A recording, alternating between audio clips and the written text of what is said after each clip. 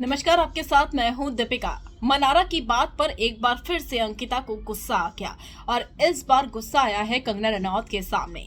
इस वीकेंड के वार में मनारा और अंकिता आमने सामने थी। हालांकि अंकिता ने बाद में मनारा को मना लिया था और उनसे ये पूछा था कि तुमने खाना खा लिया है, तो अंकिता के इस गेस्टर को देखकर मनारा ने भी उन्हें हक कर लिया। तो बात सुलझ गई थी, लेकिन घर में गेस्ट आते हैं तो बहुत सारे टास्क भी होते हैं।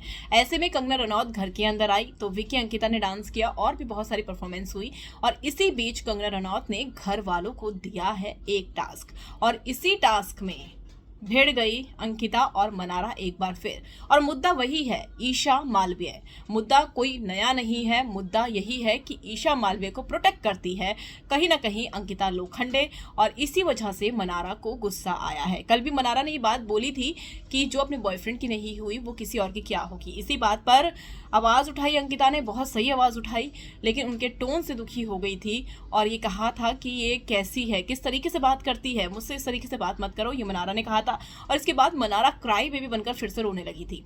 खैर, यहाँ पर अंकिता लोखंडे से जब ये घर वालों को टास्क दिया, सारे घर वालों को दिया कंगना रनौत ने, और कहा कि आप किससे प्रोटेक्ट करना चाहेंगी और किससे, तो ये टास्क था। तो अंकिता ने कहा कि मैं ईशा मालवीय को प्रोटेक्ट करना चाहूंगी मनारा से, नेगेटिविटी से।